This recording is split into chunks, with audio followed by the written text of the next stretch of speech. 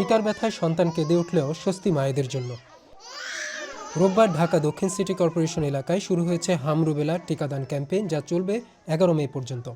মায়েরা কার্ড নিয়ে সন্তানকে টিকা দিতে এসেছেন নির্ধারিত কেন্দ্রগুলোতে। এর আগে 5 এপ্রিল থেকে প্রথম ধাপে 18টি জেলার 30টি উচ্চ ঝুঁকিপূর্ণ উপজেলায় জরুরি হাম রুবেলা টিকাদান ক্যাম্পেইন শুরু হয়। দেশব্যাপী হামের সংক্রমণ বৃদ্ধি পাওয়ায় নেওয়া হয়েছে বিশেষ এই কর্মসূচি, যার আওতায় 6 মাস থেকে 5 বছরের কম বয়সী সব শিশুকে 1 ডোজ হাম রুবেলা টিকা দেওয়া হচ্ছে। পর্যায়ক্রমে দেশের অন্যান্য জেলা ও সিটি কর্পোরেশনগুলোতেও তা চালু করা হবে বলে জানিয়েছে স্বাস্থ্য অধিদপ্তর। তাদের দেওয়া সবশেষ তথ্য অনুযায়ী সোমবার পর্যন্ত 24 ঘন্টায় হাম ও হামের উপসর্গ নিয়ে 7 শিশুর মৃত্যু হয়েছে। গত 1 মাসে মৃত্যুর সংখ্যা 1.5 শতাধিক। সরকার বলছে, গত বছর টিকাদানের লক্ষ্য পূরণ না হওয়ায় বাংলাদেশে সংক্রামক এই রোগের প্রাদুর্ভাব বেড়েছে, যা সবচেয়ে বেশি প্রাণঘাতী হয়ে উঠছে শিশুদের জন্য।